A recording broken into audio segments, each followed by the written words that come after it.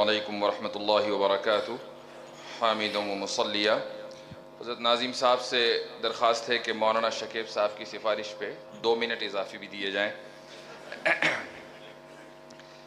میں نے اس سیمینار میں اپنے لیے جس موضوع کا انتخاب کیا ہے یہ کم از کم میرے لیے کسی بلند و بالا پہاڑ کو سر کرنے سے کم نہیں تھا۔ برادرم مولانا ڈاکٹر شکیب قاسمی سے بے تکلفی کا فائدہ یہ ہوا کہ انہوں نے مجھے اختیار دے دیا کہ میں کسی ایک موضوع کو منتخب کر لوں۔ میں نے اس اختیار سے فائدہ اٹھایا اور سوچا کہ میں نے اپنے لیے آسانی پیدا کر لی ہے، لیکن اگلے ہی مرحلے میری کیفیت کچھ ایسی ہو گئی کہ جس کی ترجمانی ابو العلا المارری نے خوب کی ہے۔ توہمت خیرا فی الزمان واہلہ وکان خیالا لا یصح التوہم۔ علامہ انور شاہ کشمیری محض 1 صدی پہلے گزرے ہیں، لیکن ان کا علم اس بات کا گواہ ہے کہ وہ قرون وسطیٰ کے بہت سے مشائخ فن سے ممتاز ہیں۔ ان کی شناخت اگرچہ ایک عظیم محدث کے طور پر ہے، لیکن علوم عقلیہ میں بھی وہ ایک حکم کی حیثیت رکھتے ہیں۔ ان کا انداز تحریر اس دور کی یاد دلاتا ہے جب کتابیں ماہرین فن کے لیے لکھی جاتی تھیں۔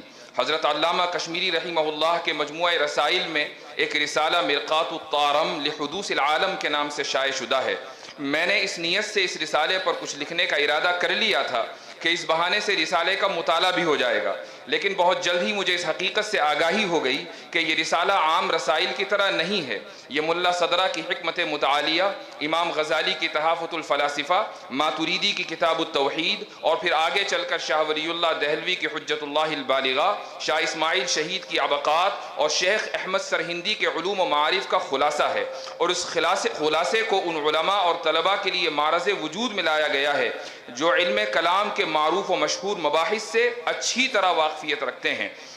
ایک طرف ان مباحث کی پیچیدگی عالم آشکارا ہے، تو دوسری طرف حضرت شاہ صاحب کا انداز بیاں جو بہت سے مواقع پر محض اشارات پر مشتمل ہے، اس تاکید کو بڑھا دیتا ہے۔ اس حقیقت کے مکمل ادراک کے باوجود ان سطور کو لکھنے کا ارادہ اس لیے کر لیا کہ اپنے ہم عصروں کو یہ بتا سکوں کہ اسلاف کی کتابوں کو محض اس لیے طاق نسیان میں نہیں رکھا جا سکتا کہ وہ مشکل ہیں، بلکہ ان کے علوم کا احیاء اور ان کے پیش کردہ مباحث کی فہم و شرح ہمارے علمی اور تہذیبی سفر کے بقا کے لیے ضروری ہے۔ بہت سے مکاتب فکر اسی لیے عنقا ہو گئے کہ ان کے اسلاف کی کتابوں کو پڑھنے اور سمجھنے والے ناپید ہو گئے۔ دیوبند مکتب فکر اس حیثیت سے امتیازی شان رکھتا ہے کہ اس کے مدارس کا جال بر صغیر اور اس کے باہر پوری دنیا میں پھیلا ہوا ہے۔ اس لیے یہ ضروری ہے کہ ماضی قریب کے اس عظیم علمی اور تحریکی مکتب فکر کے علمی کارناموں کو زندہ رکھا جائے، جس کے لیے ان درسگاہوں سے بہتر کوئی دوسری جگہ نہیں ہے۔ اس کے بعد میں نے 3 نظریات پیش کیے ہیں۔ ایک تصور تفرت جو حضرت شاہ صاحب کا ایک اضافہ ہے، اصطلاحی اضافہ ہے علم کلام میں۔ دوسرا نظریہ ہے نظریہ سقوط جو باقاعدہ علم کلام میں اضافہ ہے اور تصوف سے مستفاد ہے، اور تیسرا نظریہ ہے تصور زمان و مکان۔ یہ سب آپ پڑھ لیں گے، لیکن آخر میں ایک گزارش ذکر کرنا چاہوں گا۔ یہ مقالہ مرقات الطارم کے تفصیلی تجزیے یا اس کی پیچیدہ اور فلسفیانہ عبارتوں کی مکمل شرح کا متحمل نہیں ہے۔ ابھی تک جو کچھ بھی لکھا گیا یہ 12 صفحات میں ہے، وہ رسالے کے محض 2 صفحات کا مختصر تجزیہ ہے۔ میں نے جب اس مقالے کو لکھنے کا آغاز کیا تو سب سے پہلے یہ جاننے کی کوشش کی کہ آیا کسی عالم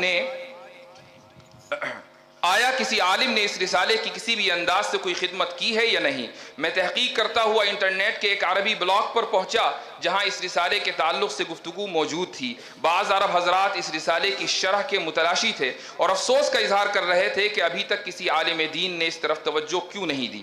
اپنے اکابر کے علوم کا احیاء ہم سب کی مشترکہ ذمہ داری ہے، لیکن یہ اس وقت تک ممکن نہیں ہے جب تک اساتذہ اور طلبہ مدارس علوم عقلیہ میں دلچسپی نہ لیں۔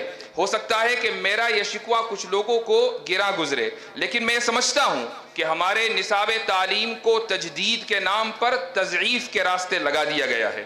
منطق و فلسفہ اور علم کلام کی کتابوں کو قدیم دور کی یادگار قرار دے کر پہلے دیس نکالا دیا گیا، اور پھر جو کچھ باقی رہ گیا تھا اس کا مقصد تشخیص اذہان قرار پایا۔ نتیجہ یہ نکلا کہ جس کا جیسا ذہن تھا وہ تو ویسا ہی رہا، البتہ فضلائے مدارس کلامی مباحث سے ناواقفیت کا شکار ہو گئے۔